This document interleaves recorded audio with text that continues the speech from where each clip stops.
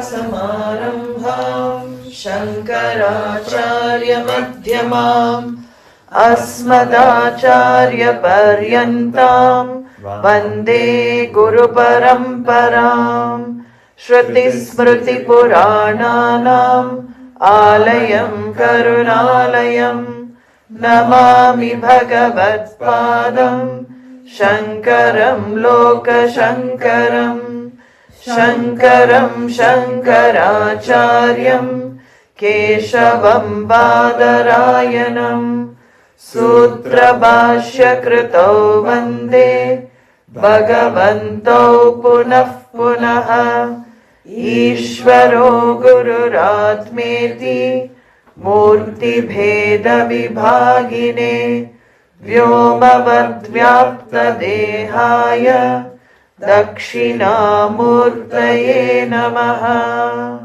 Om Sahana Bhavatu Sahano Bhunaktu Saha Viryam Karavavahai Tejasvinavaditamastu ma vidvishavahai. Om Shanti Shanti Shanti.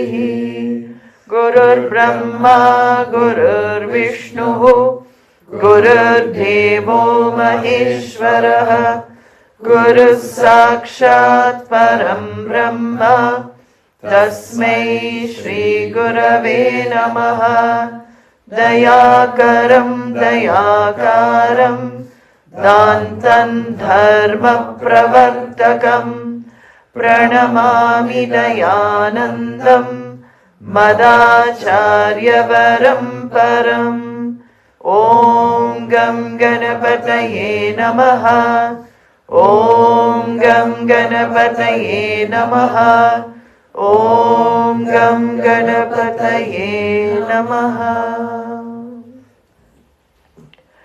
Ajnanatimirandhasya Jnananjanashalakaya Chakshurunmilitam Yena Tasmai Shri Gurave Namaha.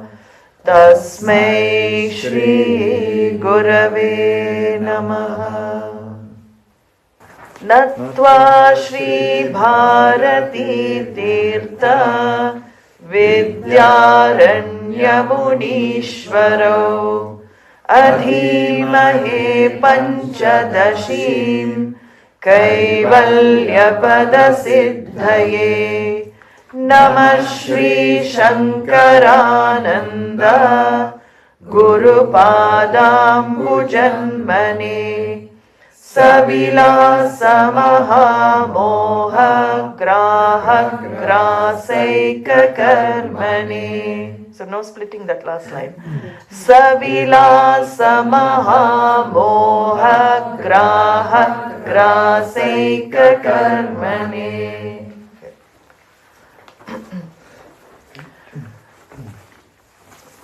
So we are seeing this method again of unfoldment given in this text and borrowed from the logicians or Nyayikas are the logicians.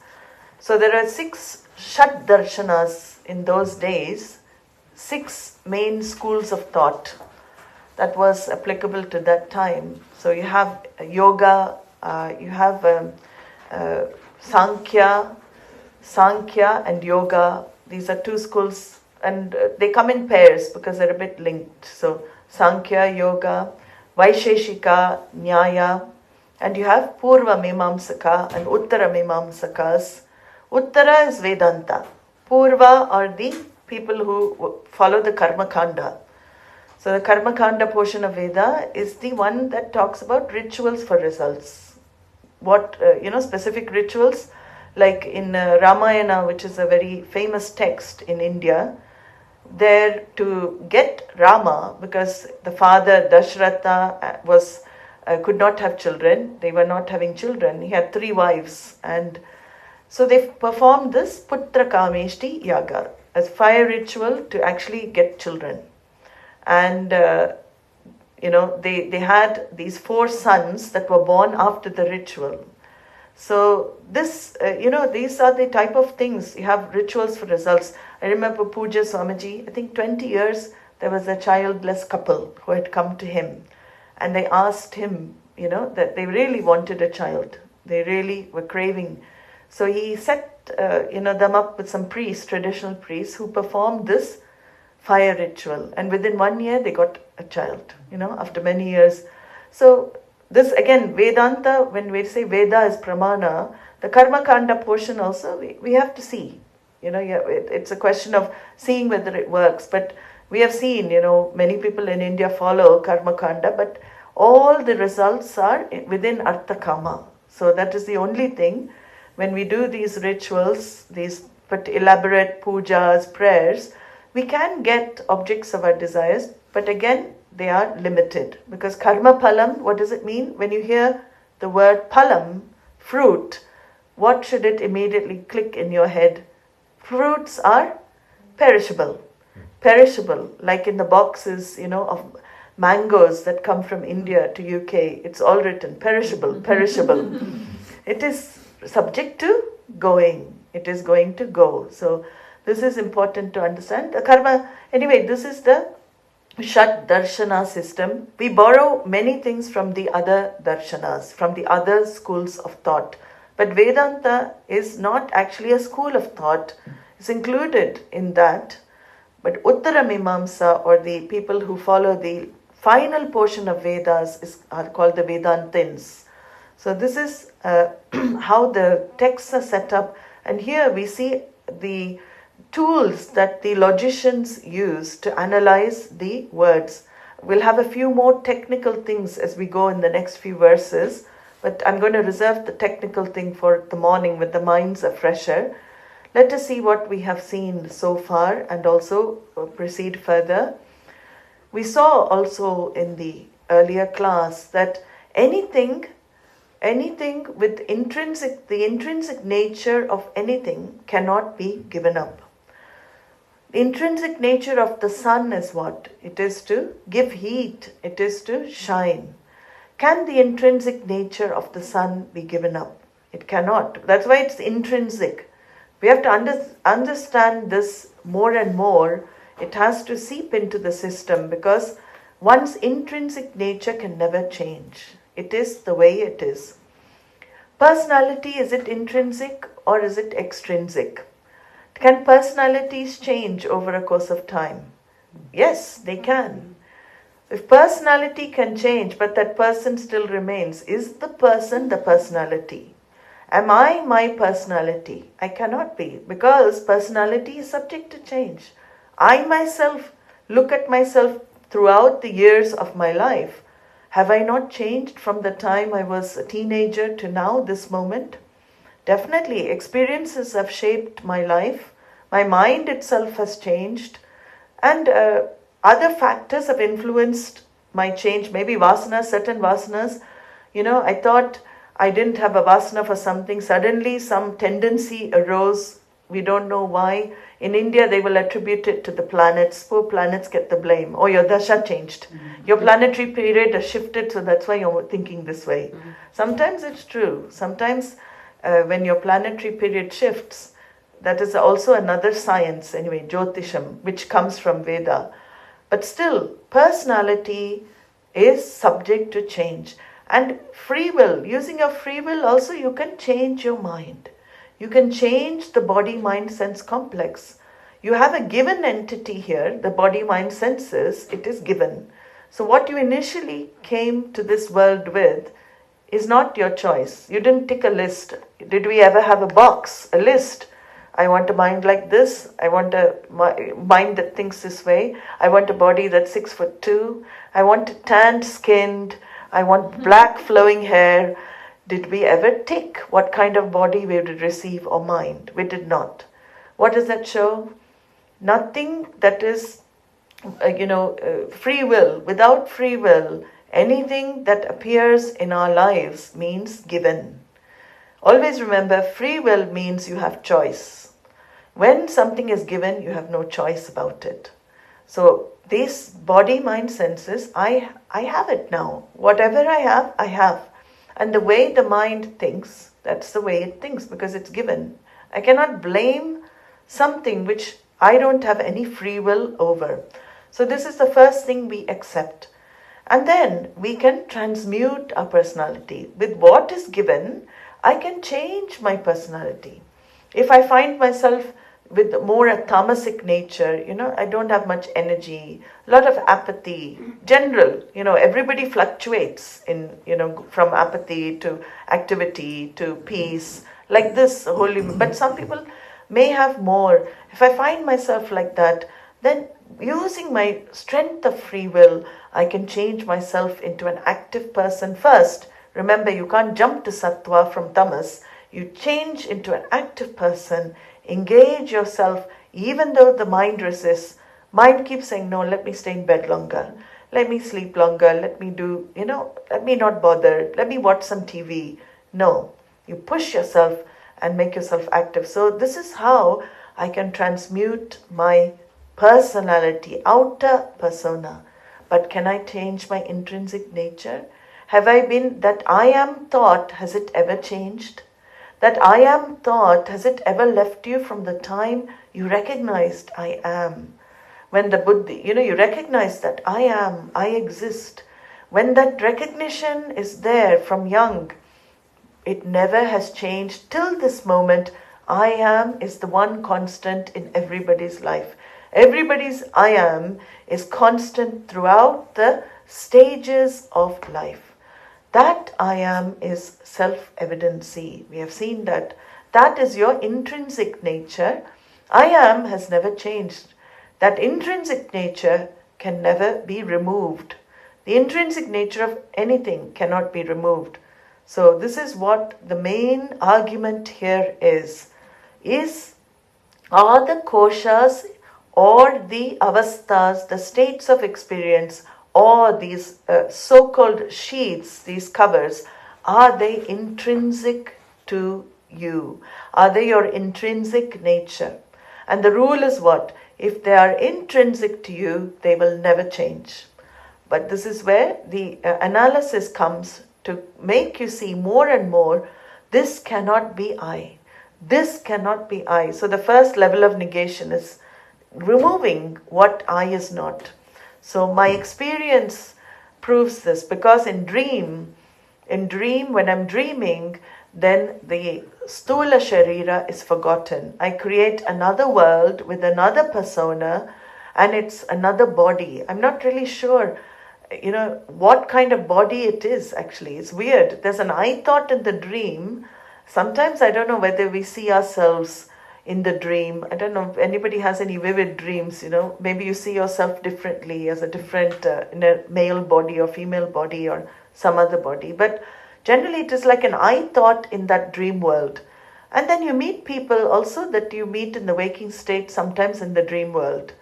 Sometimes the dreams can be very vivid. And, especially, early mornings, I find, when suddenly the alarm goes off and you're in the middle of a dream, you remember, suddenly you wake up with that, oh my God, I was just sitting with all these people having a nice chat. Suddenly the alarm goes off and you're in a different state. It's incredible. When you're in that state, swakale satyavat bhati. When you're in that state, it feels so real, like you're experiencing it. Then you come to this state. What happens to that state? It is negated as false. It is totally false. What do we say? Oh, it was only a dream. It was only a dream. We just brush it off. It was only a dream. Even if it was a bad dream, how long do bad dreams last? They also go, right? But when I come to this state, even though I keep moving from this state and I drop everything, when I move from this state, when I wake up in the morning, I still take this state to be absolutely real. This is the biggest joke. How does it happen? I drop this state very, very easily when I go to sleep. Drop this state means the people I love in this state, the people I talk with, everybody I feel close to, the situations, the bills to pay, all my problems that I have to face in this state, when I start, my head hits the pillow, they said, that's it, dropped, state dropped. All the connections of this waking state dropped. And when I'm in the other state, I go to sleep state, what is this? If the mind was there, this state would be falsified in the other state. But mind is not there to falsify. But from this state you can see already, when I'm in the other state, where does the waking state exist for me? In sleep. It is as good as non-existence. Where is this Jagat in my sleep? It is as good as non-existent. I don't have any perception of the objects or things of this world. It is as good as non-existent. What does that mean? It cannot be I. Because I am going to a different state. I'm leaving this state. This state cannot be absolutely real. So I go to sleep, then I maybe go to dream state, then I come back to waking state, then I take it to be absolute real again. So this is where, like in dream, he does this anvaya vyatireka. In dream, the Atma is always there because you're experiencing the dream, but your physical body, which belongs to the waking state, is no longer there. Physical body belongs to which state? Waking state. Sukshma Shariram belongs to two states. Actually, Sukshma is in dream and it is in waking. Karna Shariram is in all three states. It's ignorance. So, Karna, causal body gives rise to all three states. So in dream, this is what happens. Waking state, instrument is dropped. Then dream state experience happens. In sleep, what happens in sleep? We saw this Sukshma, the main Sukshma, mind, all the activities, the vrittis, thought modifications that go to form the dream world, and also the thought modifications that go to react with the waking state, because Sukshma is needed for your data, to interpret the data from the waking state. Your Sukshma, subtle body, is active in the waking state because it is interacting with the world.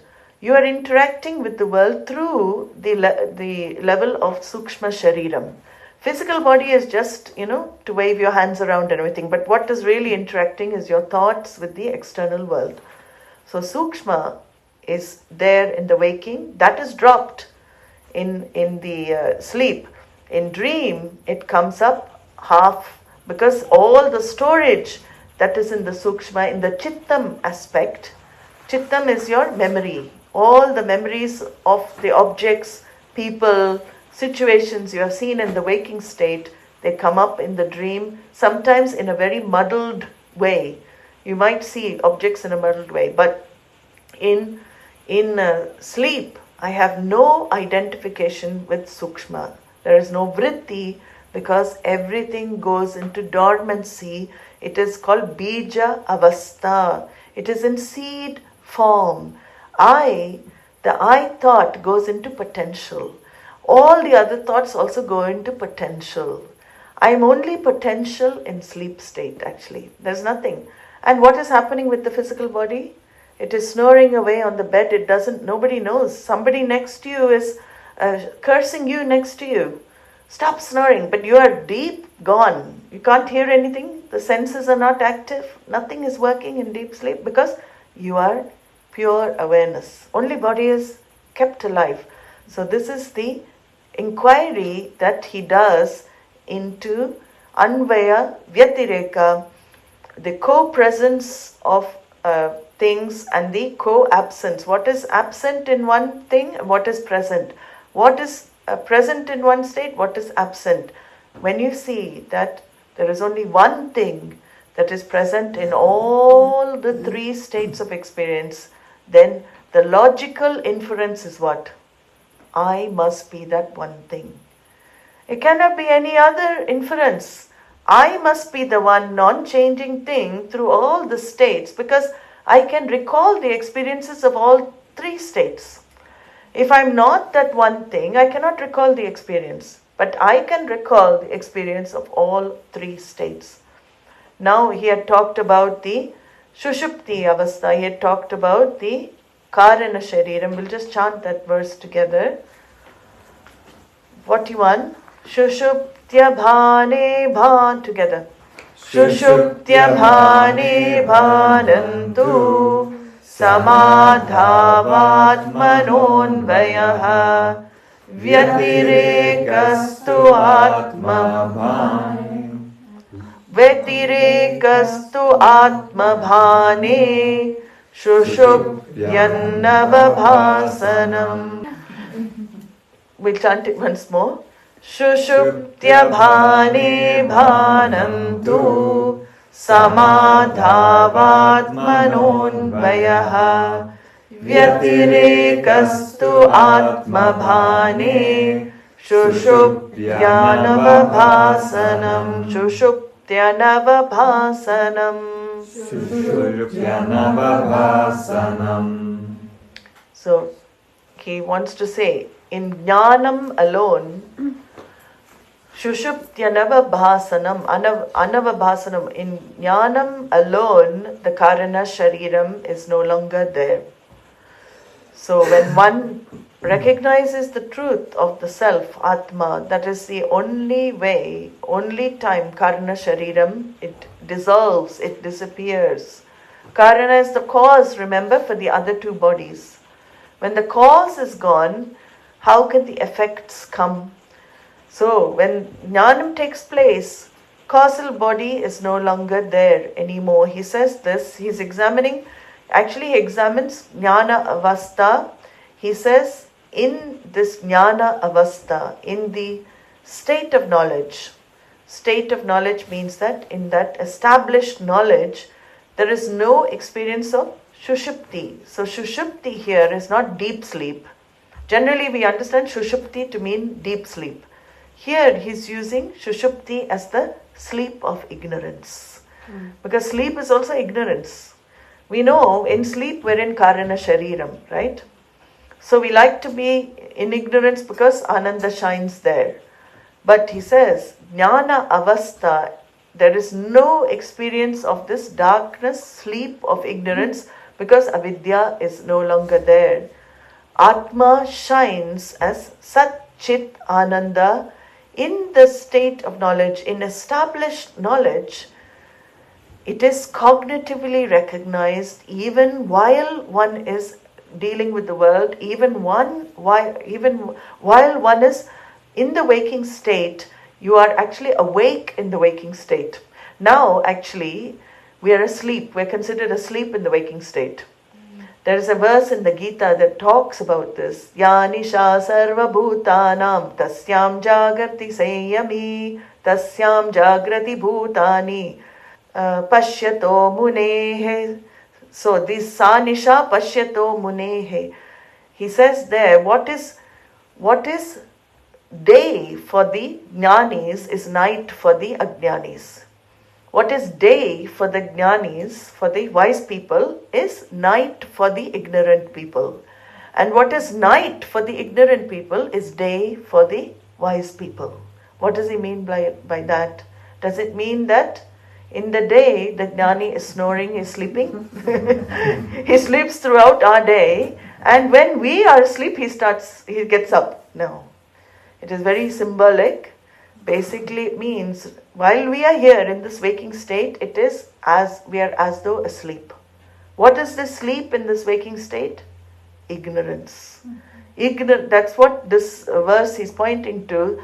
It is the ignorance, sleep of ignorance. In the waking state, we are actually dormant. We are ignorant because we are not awake. Whereas a wise person, a self-discovered, self-realized person will be awake to the reality in the waking state.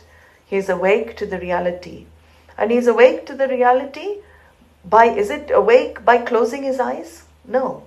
It's awake by opening his eyes and seeing the mithyatvam of the Jagat.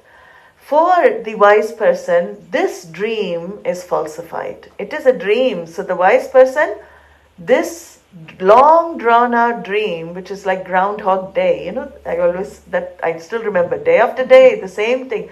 Long drawn out dream is falsified. So every moment is fresh for him. That is the vision of the one with knowledge. There is no past for the one with knowledge. There is no present. There's no future. There is only the timeless present. So he lives totally spontaneously. We have 4 types of living that we talk about in the Shastra. One is mechanical life.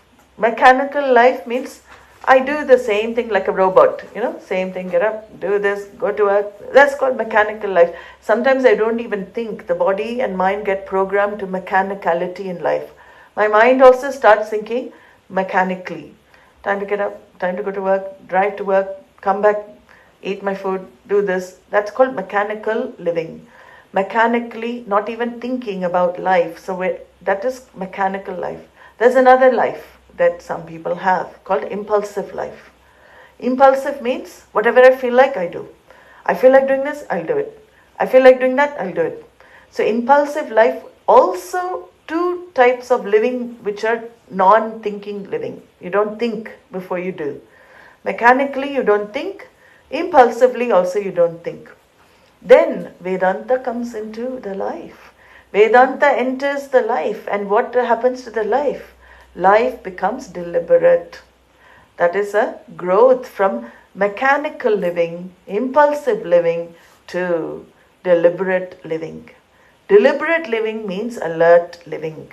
I am very, very alert to what I am doing at every moment, and also alert to my goal. Is it going to be conducive to what I really want? So buddhi, that's why we said for deliberation we need intellect. Without intellect we cannot deliberate. We will be with impulse and mechanicality.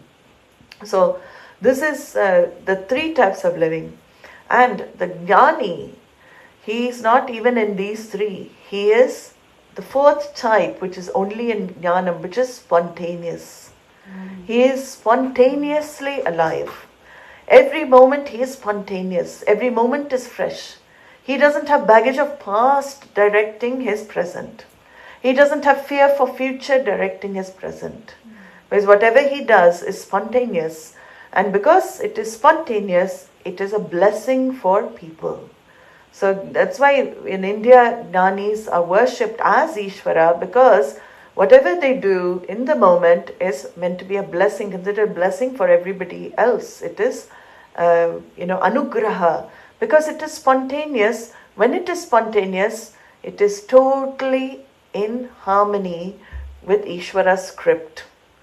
So a jnani's upadhi, what is it? It's a mityafied upadhi. It is more like an instrument of Ishvara to, of course we are also practicing, I am an instrument of Ishvara. The I is saying I am an instrument. In fact, we are all instruments ultimately, but the I has to somehow feel I am an instrument, I am an instrument.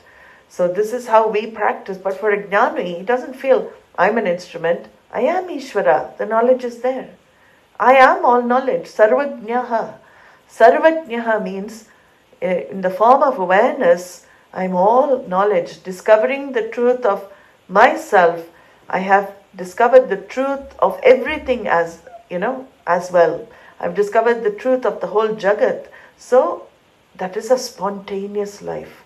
So very beautifully Shastra, explains 4 types of living, and we have to grow out of the lowest 2, which is mechanicality and impulsive living, to deliberate living. Deliberate living will finally lead to spontaneous living. Sometimes spontaneous looks like impulse, but it is not. Impulse is without knowledge. Impulse is raga, dvesha driven. Spontaneity is driven by knowledge. That is the difference. So here he says this, Atma is very clear in this jnana avastha. It is like daylight for the jnani. The night is like the dark. He says when everybody is asleep, he is awake. He is awake. What does that mean when everybody is asleep? Everybody is asleep to this world as mithya. Everybody is asleep to that truth. He is awake to that truth. And what is he asleep to? He is asleep when everybody else is awake. He is asleep to the importance that people attach to name and form and function. He is asleep to all of that because he sees what? His cognitively, he has shifted, so he sees beyond the name, form and function. But normal people are awake only to the names, forms and functions, and their reality is rooted in that. So here the Vidyaranya says, you see that one truth, that Atma-jnanam, it is the sleep of ignorance goes in the establishment in knowledge. And how did he get the knowledge? It is through exposure to Shastra Pramana, to the means of knowledge. Again, looking at yourself again in the mirror, while cleaning the mirror, keep looking at yourself. Shastra, as we said, is not teaching anything new. It is already something you know. That's why you say, so clear, it is so clear, because you are already clarity. You are the form of clarity. You know that there is a knowingness there, which is not based in mind. So when you keep cleaning the mirror, looking at the Shastra Pramana, then definitely the Atma, the self-shining one, will be seen. He says here, Sushupti Anavabhasam, when a person has this knowledge, there is absence of avidya. There is no more ignorance left of the self. And this has to be done, this viveka, this discovery has to be gained very carefully. He mentions this in the next verse. It has to be done very carefully and very systematically. He gives a beautiful example in the next verse. Yata munjat ishi kaivam. I'm using the Bhagavad Gita tune, but it's okay. Atma yuktya samudrita. Atma yukta samudritaha. Atma yuktya samudritaha. Sharira tritiya dhiraihi. Sharira tritiya dhiraihi. Sharira tritaya dhiraihi. Sharira tritaya dhiraihi. Param brahmaiva jayate. Param brahmaiva jayate. Param brahmaiva jayate. Let's do the whole verse with the other tune.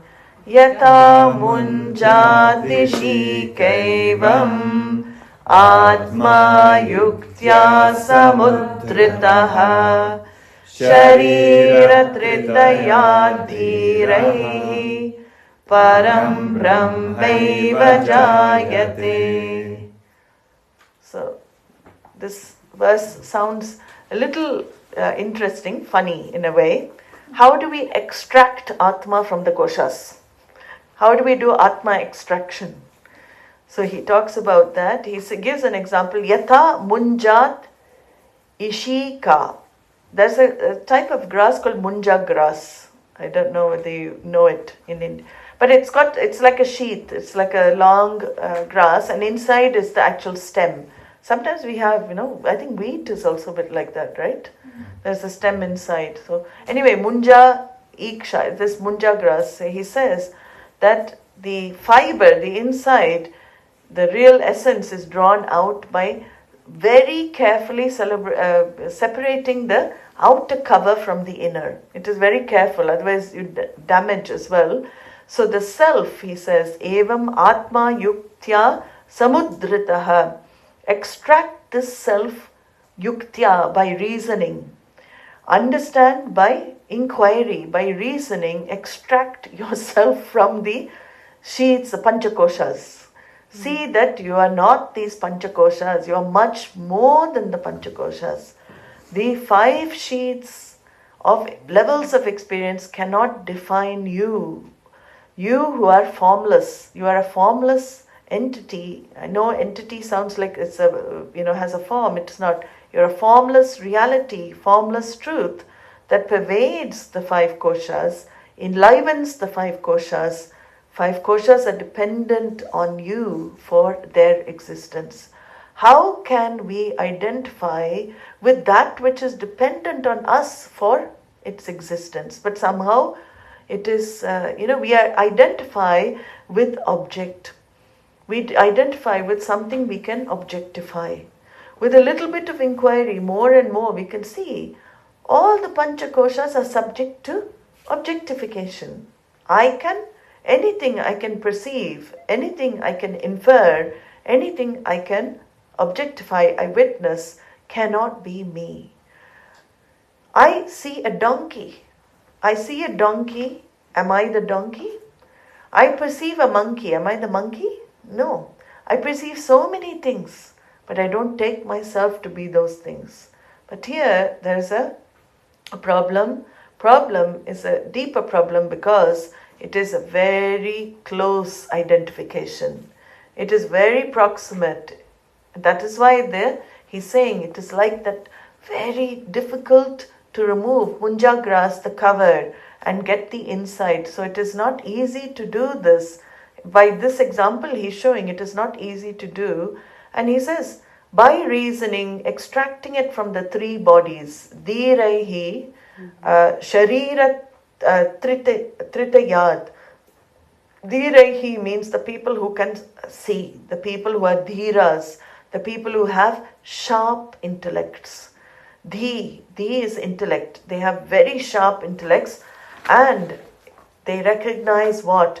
By doing this, this very, very sharp vichara, this sharp inquiry, viveka, they're able to discern that aham brahmasmi, I am that consciousness. I am much more than these covers that confuse me about me. So here he says, through yukti. So the actual process is through reasoning. It's through discernment. We have to learn to mityafy the sharira traya. Mityafy means seeing their dependent reality. Again and again immersing ourselves in such inquiries, in these texts which make you think about your life, which make you think about what is permanent, which make you see that you cannot be that which is coming and going. By constantly seeing that is how the inquiry, then spending time with yourself.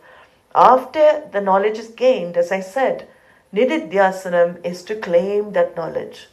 Mananam is clearing the doubts, but nididhyasanam is when you bridge the gap between gain and assimilation. Right now there's gain, but assimilation is this. So the gap means then I will still have these same reactions, same identifications, same issues with the Vyavaharika world because the gap is there. No, there's nothing wrong. It is very natural to have the gap. But through inquiry, slowly, more and more inquiry, what happens? Gap lessens. Finally, this knowledge becomes you. You are walking, talking jnanam. Nobody can shift that. Once it becomes you, nobody can shift that knowledge. Anybody can say anything, but it is the truth, the reality. You've already negated this as false. When you negate a reality as false, which is called falsifying the reality, if somebody comes and tells you, no, this is real, this tree is real, this person is real, this plant is real, you would just laugh, ha ha ha. We won't take it seriously because whole life becomes a play. After jnanam, it is joy, it is mere play. It cannot affect, it cannot touch, it cannot be internalized. That is the idea here. He says that munja ishika nyaya. There's munja ishika nyaya. It's a specific logic, that you separate this munja grass from its covering. That is how the viveka is done, and it is not an easy separation because it has to be done very carefully with a lot of focus. We cannot let, the eye slip, then the grass breaks. So this is why that is used. So ignorant, the self, we know that Atma is self-evident. Self-evident means it's always self-revealing, always self-shining. And ignorant jiva is trapped in this forest of ignorance. The ignorant jiva has been dumped here. And the ignorant jiva is the one that has to do the inquiry into itself to discover it is not this self, it is a different self. discover that self. So what else happens to this ignorant jiva? It is afflicted. That is why what drags it away from doing the inquiry? What drags us away from, when we're here, we find it very easy to understand that we need to do this inquiry in our lives. But what is it that drags us away from focusing on doing the inquiry? So Vidyaranya also says that it is the wild animals, the forest, in the forest of samsara, there are some wild animals. What are these wild animals? Especially two wild animals. They are very, very carnivorous. They are called raga and dvesha. The two carnivores in the forest of samsara, they are ready to devour you. That is why Krishna constantly says in the Gita, dilute or diminish the raga dvesha. Live a lifestyle where you keep diminishing, because they will drag your mind away from vichara, vivekaha. So this is where we have to be extremely careful with the inquiry as well. Another thing that happens is that this jiva in the forest gets, is attacked by the wild animals of raga dvesha, but it is also bombarded by wrong projections, its own wrong projections. So wrong projections come because of, again, certain background, certain experiences that individual I thought. Think of yourself now as an I thought. That my I thought has gone through this. When you think of yourself as an I thought, it sounds more funny, right? It is not like so serious. My I thought has gone through all of this. I have not. I thought has experienced this. But because of the I thought's experiences of past, it has wrong projections on the present. Wrong projections in the present. What is a wrong projection? Wrong, erroneous projection means that which takes you away from your nature. So let's not say wrong and right, but anything that takes us away from our true nature, we can say is erroneous projection. Because if I'm with my nature, it is the correct projection, right? Anything I do in life, if I feel happy with myself doing it, what does that mean? It is, happiness is actually a blessing of Ishvara to show I'm on the right path, I'm on the right way. Happiness, when you feel happy doing an action or doing an activity, that itself is a blessing. The very joy that you feel in doing. So he says here, this is munja grass has to be done very carefully. Even the misconceptions, we have to remove, or we have to transmute our misconceptions through being gentle with ourselves, not beating ourselves up. Gently inquire into why you're projecting this. Always, a good habit is to challenge the thoughts. Challenge your thoughts. Challenge your mind. See, is it really seeing the correct situation, the correct way? It will tell you, yes, it is this way. That's the thing, the nature of the mind is to tell you are always right. You are seeing it in the correct way, other people are not seeing it in the correct way. That's the nature of the mind. This is where challenging the mind means, I have to see. How will the other person see it? It is called pariprashna in Sanskrit. Look at one situation, look at one thing from different angles. How will the other person perceive it? Will they look at it differently? Sometimes it's good to have discussion. Take a situation and see how the other person perceives that situation. Look at your own perception. Sometimes you may get a shock because the other person says, no, I didn't see it that way. I saw it like this. You think, how can you see it this way? It's like the 6 blind men feeling the elephant. There's a story, traditional story. 6 blind men wanted to know what an elephant is. So one of them is feeling the leg at the back, very big fat. This elephant is big and fat and long, he says. And the other one is feeling the trunk. Oh, no, it's not big and fat. It's long and it's windy and it's, quite thin and it keeps moving around. It is long, windy and thin. You got it wrong. Another one is feeling the tail. No, it's quite hairy. You don't know. So each one has its own perception and he's telling the other one that I am right. Now who is right? Everybody's feeling the elephant, right? But nobody has the full picture. So this is how we are. We want to assert our vision, our view, and assert as right. We don't see that other people also have their views, and this is where we can reduce a lot of our own erroneous projections by seeing that others also have a viewpoint and validating others' viewpoint. Yes, okay, that's also your elephant. You can say that. They'll probably think, what is she talking about? That's your elephant. Yeah, I validate your viewpoint. But this is my elephant. So this is how we do this vichara and come out into a very beautiful space, into seeing the reality of what we are already. It is not that far away. It is not that difficult. It just requires some mind level of thinking and some quiet time to do this analysis. So we'll see how the analysis is done tomorrow. All the technical things he's going to talk about, well, I'm going to talk about. He's already talked about, so some technical things, but very lakshanas. You may have heard of these. They're coming up in the next few verses. Jahal, lakshana, all of these. So we'll see that tomorrow. Om Sarve Bhavantu Sukhinaha Sarve Santu Niramayaha Sarve Bhadrani Pashyantu Ma Kaschit Dukkha Bhag Bhavet Asato Ma Satgamaya Tamaso Ma Jyotirgamaya Mrityorma Amritam Gamaya Om Purnamadav Purnamidam Purnat Purnamudachyate Purnasya Purnamadaya Purnamevavashishyate Om Shanti Shanti Shanti Harihi Om Shri Gurubhyo Namaha Harihi Om